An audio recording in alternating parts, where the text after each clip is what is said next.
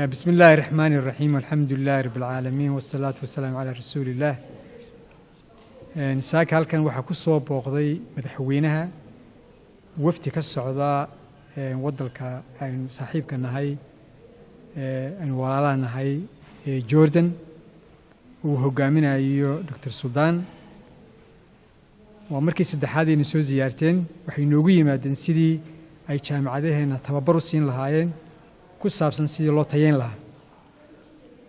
waxaan aad iyo aad uga mahad celinaynaa dadaalka ay ka galeen sidii ay nooga caawin lahaayeen tayeynta jaamacadaheena oo aad iyo aad ugu baahannahay. aad bay u mahadsantihiin. wassalaamu calaykum. والحمد لله رب العالمين والصلاة والسلام على أشرف الأنبياء والمرسلين سيدنا محمد وعلى آله وصحبه أجمعين.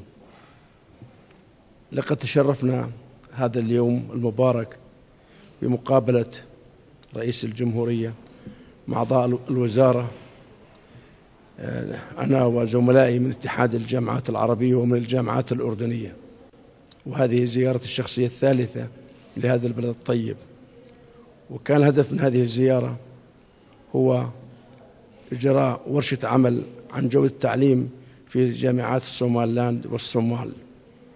وتحدثنا مع سيادة الرئيس في هذا اليوم عن آلية وكيفية أن يساهم اتحاد الجامعات العربية والجامعات الأردنية والتعليم العالي الأردني في نهضة التعليم العالي هنا في جمهورية الصوماليلاند.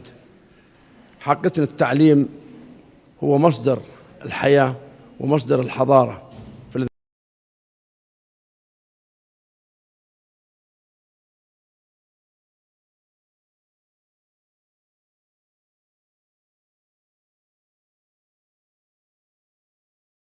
وجامعاتنا العربية لمساعدة إخواننا وأشقائنا في جمهورية الصوماليلاند في حقل التعليم العالي وفي التعليم العام.